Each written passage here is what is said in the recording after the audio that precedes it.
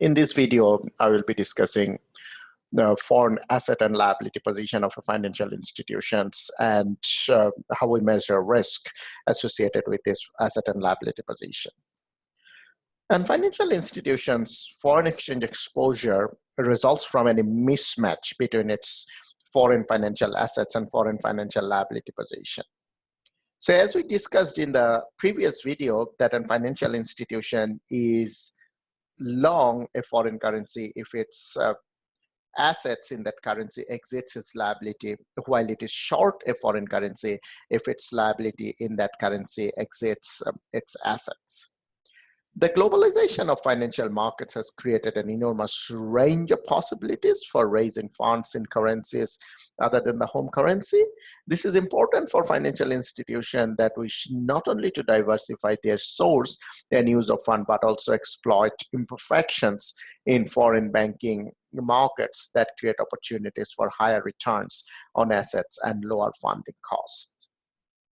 However, the extra dimension of return and risk from adding foreign currency assets and liabilities to a financial institution that we see here.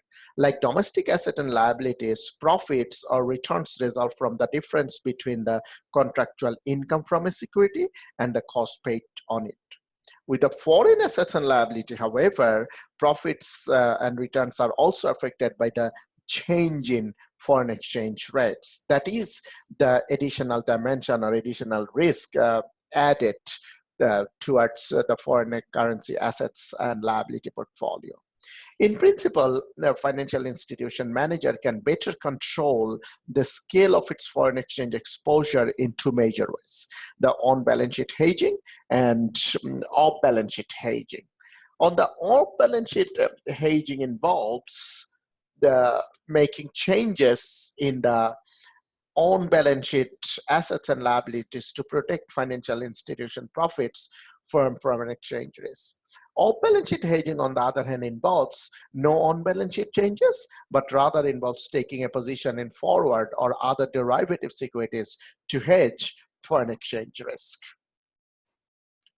For example, a financial institution can hedge any foreign exchange risk in its balance sheet by taking off-balance sheet position in financial derivatives, including forward, futures, options, or swap contracts. For example, instead of matching foreign asset position or foreign liabilities, the financial institution might choose to remain unhedged on the balance sheet, rather as a lower cost alternative, and financial institution can hedge by taking a position in the forward market for foreign currencies. So any forward position taken would not appear on the balance sheet. It would appear as a contingent off balance sheet claim. So the role of the forward foreign exchange contract is to offset the uncertainty regarding the future spot rate. Let's see an example associated with the foreign exchange risk. So a financial institution has two assets. One is 100 million, the 1-year loan in AUD with an interest rate of 9%, and 100 million AUD equivalent 1-year loan in USD with an interest rate of 15%. And the liability the financial institution has is 200 million deposits in AUD at 8%. So you can say that the cost of fund for the financial institution is 8%, whereas the return it's earning on its loan is 9% and 15%. Now, since the loan is in US dollar, so the financial institution has an opportunity to gain if US dollar appreciates against Australian dollar. Now, start of the year exchange rate was USD 0.75 to AUD $1. That means you can get 0.75 USD for every 1 AUD. End of the year exchange rate is USD 0.85 and for AUD1. That means you can get the 0.85 USD for every 1 AUD. So you understand that US dollar actually depreciates rather than appreciation, and Australian dollar actually appreciates. Now, you can remember that the assets was 100 million AUD, equivalent to 1-year loan of USD, and beginning exchange rate was the 0.75 USD for every $1. So at the beginning, the value of this loan in USD was 75 million US dollar. Now, AUD interest on loan, you can remember 100 million for 9%. So interest is AUD 9 million.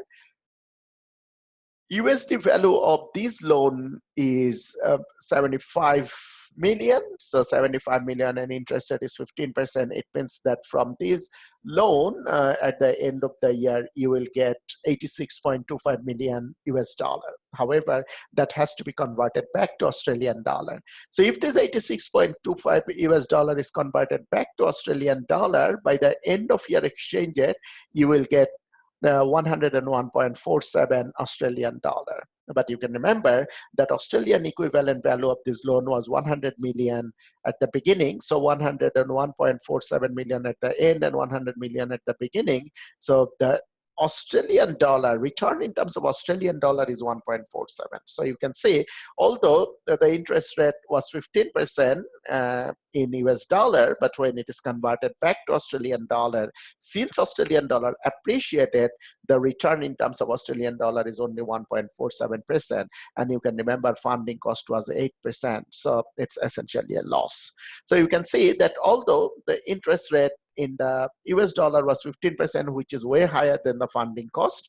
However, when the domestic currency appreciates and the loan is converted back to Australian dollar, the loan appears to be a losing one.